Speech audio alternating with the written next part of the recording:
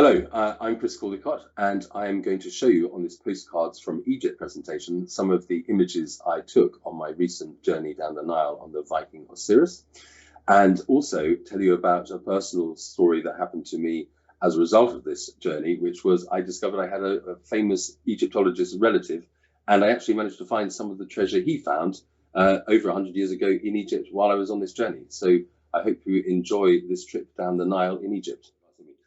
So in August this year, I joined the Viking Osiris on her maiden voyage, timed to mark the centenary year of the most important archaeological event of the 20th century, Howard Carter's discovery and excavation of the intact tomb of the boy pharaoh Tutankhamun in 1922.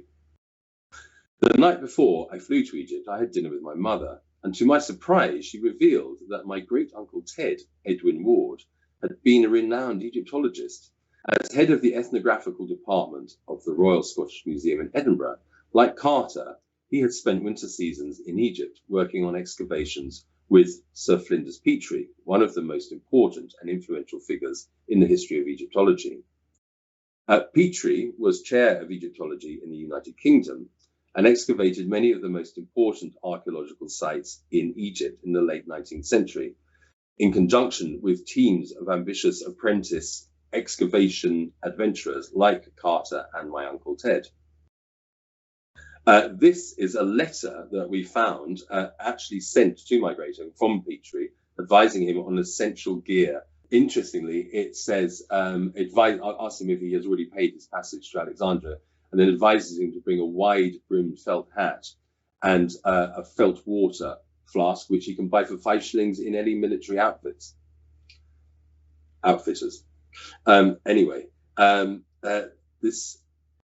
The pinnacle of Petrie's career was the discovery by his team of the Menetaf stele, also known as the Israel stele, or the Victory stele of Menetaf, on the west bank of the Nile Valley at Thebes.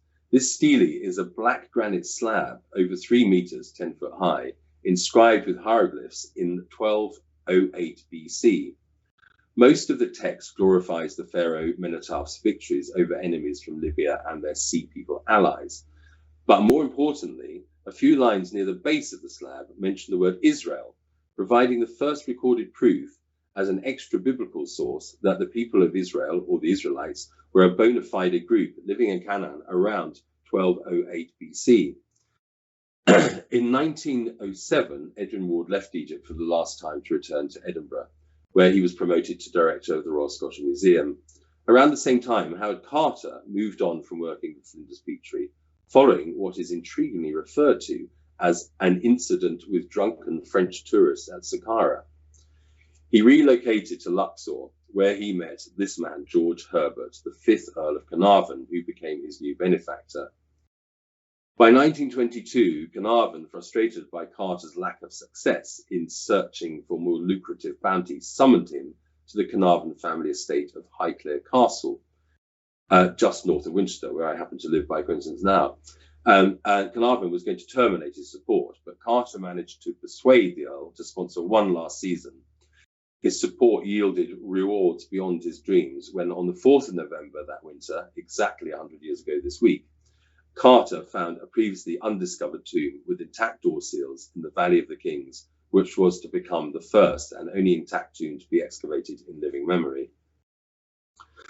So my Viking cruise began in Cairo, now one of the largest cities on earth, in fact 8 times the size of New York, with a population of over 22 million, which in 4000 BC, not long before the beginning of pharaonic Egypt, was in fact the population of the entire planet.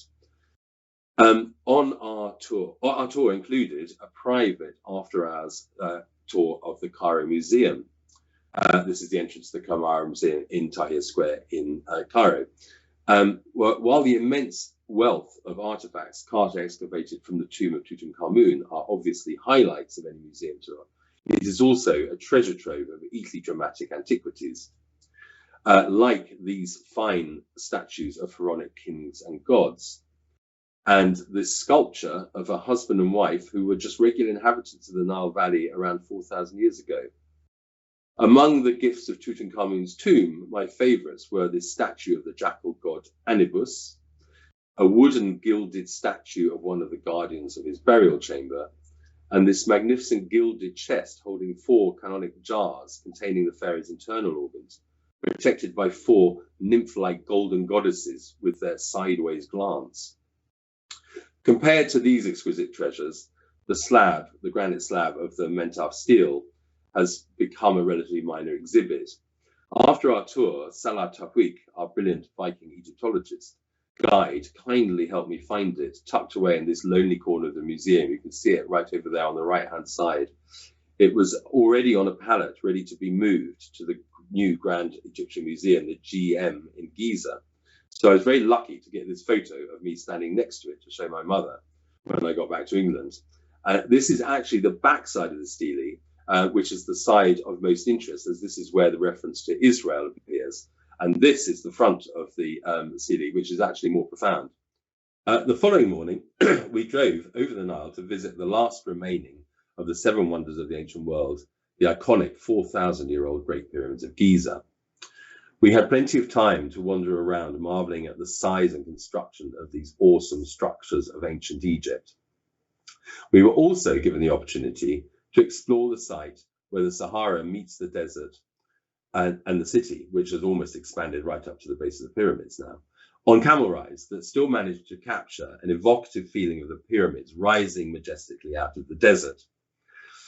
We also had time to visit the magnificent and mysterious vast statue of the Sphinx with the face of a man and the haunches of a lion. There's a missing nose on the Sphinx, which is surrounded by rumour. The first one was that it was shot off by Napoleon's troops doing target practice, but this was dismissed as early French propaganda, anti-French propaganda, when illustrations of it long before Napoleon arrived were found. It was also rumoured to have been part of an Islamic attempt to deface idols, but also could just as equally have been a result of wind and rain erosion. It remains a mystery. As we leave Giza, I catch a glimpse of the unfinished GM, the Grand Egyptian Museum. It will no doubt be one of the most spectacular museums in the world when it finally opens. This is still scheduled to be in November this year, but as so many previous opening dates have been missed, this may not be guaranteed. After a short flight to Luxor, we board the Osiris at her berth on the east bank of the Nile. Viking's latest riverboat is named Osiris after the ancient Egyptian god of the underworld and afterlife, and is built and designed from a toolbox familiar to Vikings' fleet of river, ocean, and expedition ships. It is a Nordic-flavoured compote of minimalist spaces and stylish comfort. This midships atrium of floor-to-ceiling glass fills 3 decks with airy light and is linked by vertical slabs of shiny pink and grey streaked onyx, inspired by the columns of Abu Simbel. The pool deck below offers an infinity plunge pool wrapped around the stern, an air-conditioned lounge bar and library, and an indoor-outdoor aquavit terrace pictured here. And a sun deck of shaded sofas, open-air lounges, and rocking chairs is the place to enjoy 360-degree views of river life by day as they drift past under perpetual sunshine. A wind blows warm from Africa as we cross a great bend in the river to reach our first destination, the Temple of Hathor at Dendara.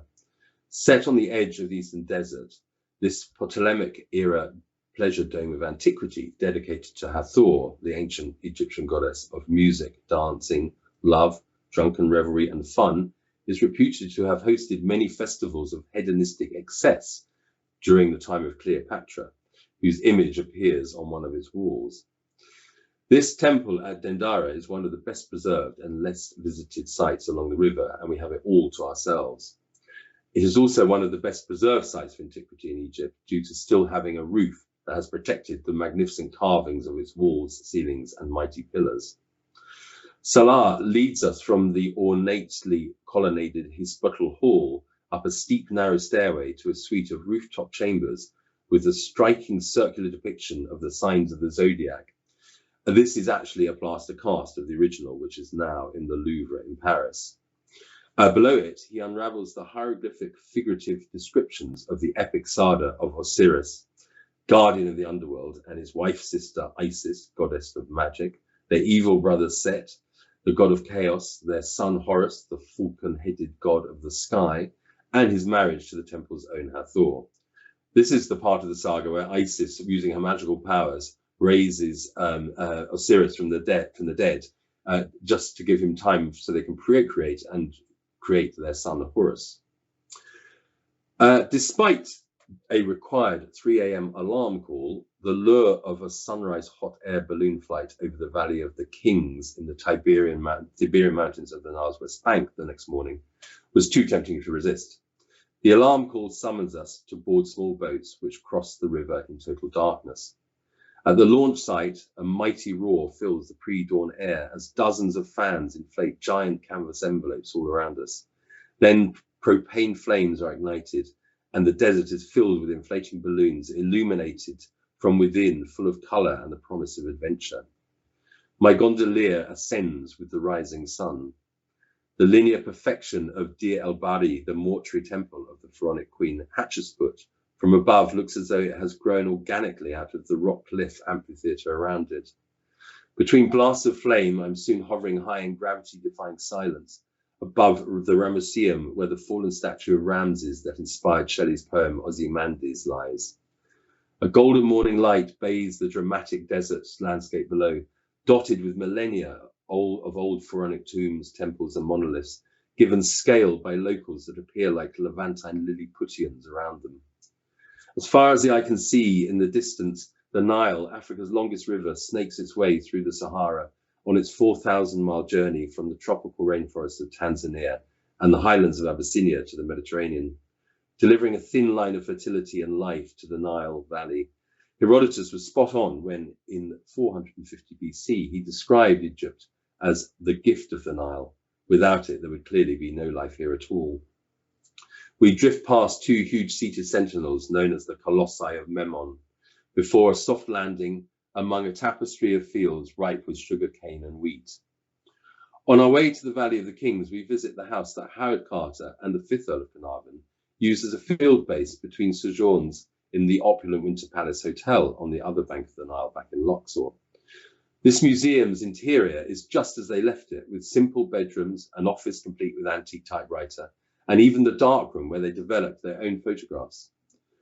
We were very privileged to have George Herbert, the 8th Earl of Carnarvon, great-grandson of the 5th Earl, with us on this trip for the naming ceremony of Osiris as her godfather.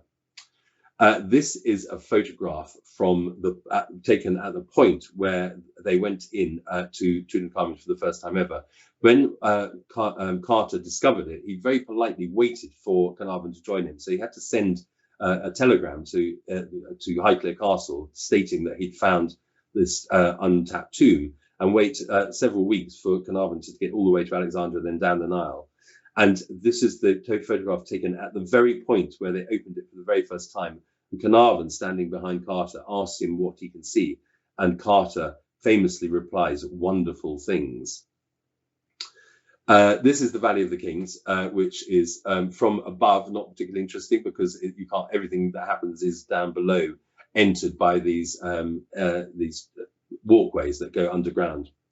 Eventually, we find King Tutankhamun's tomb, which was the main reason we came here. And considering the wealth of antiquities we saw excavated from here in Cairo, the tomb of this boy pharaoh is surprisingly small. I can hardly imagine the quantity of treasure that must have been looted in the distant past from the vast tombs of greater kings and queens we also see.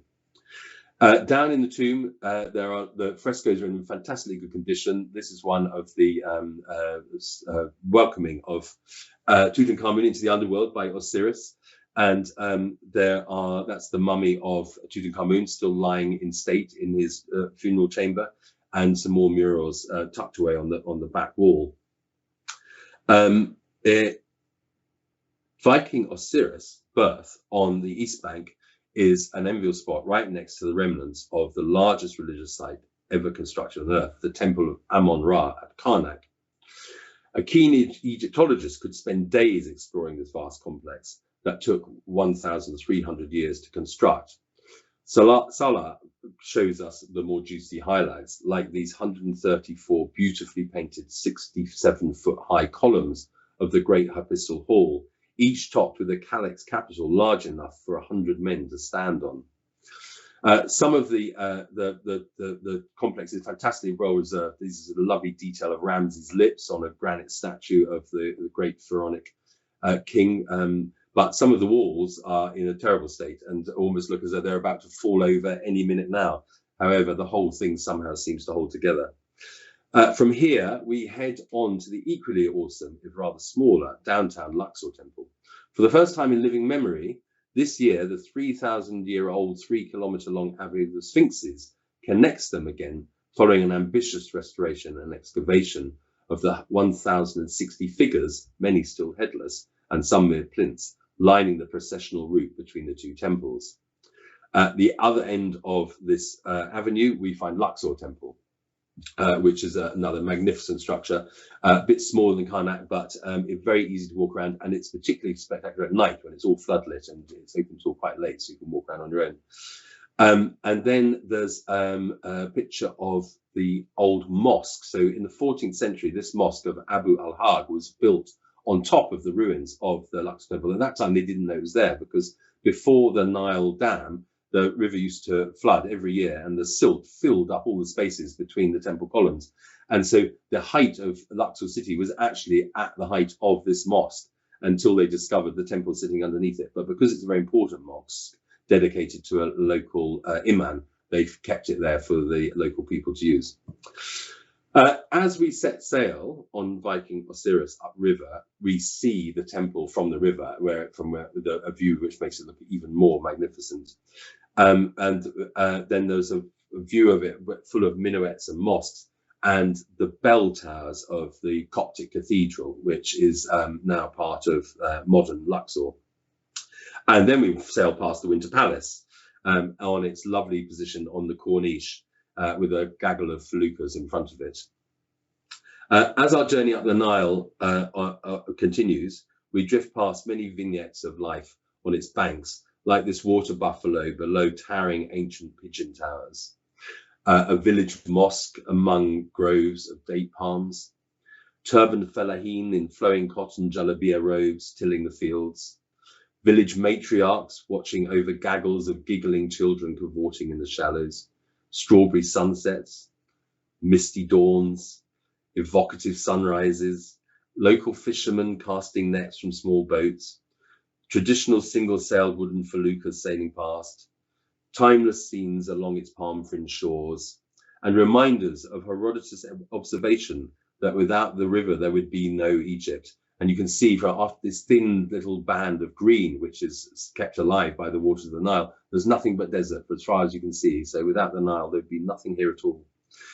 Eventually, we pass through the narrow lock of the barrage at Esna, which is the only way to get through to the rest of the Upper Nile. It's only a thin barrage, so we were lucky we were at a quiet time of the year when it's quite quick to get through. Just beyond the barrage, we docked at the red sandstone temple of Khamun, the ram-headed god of the Nile. Also has a roof like the one at Dendra, so it's one of the best preserved interiors of any of the ancient sites. And the ceilings are covered in these wonderfully, perfectly preserved hieroglyphics and figures, as are the pillars and the walls. Esna itself was once a caravanserai stop for camel trains traveling between Nubia and Cairo.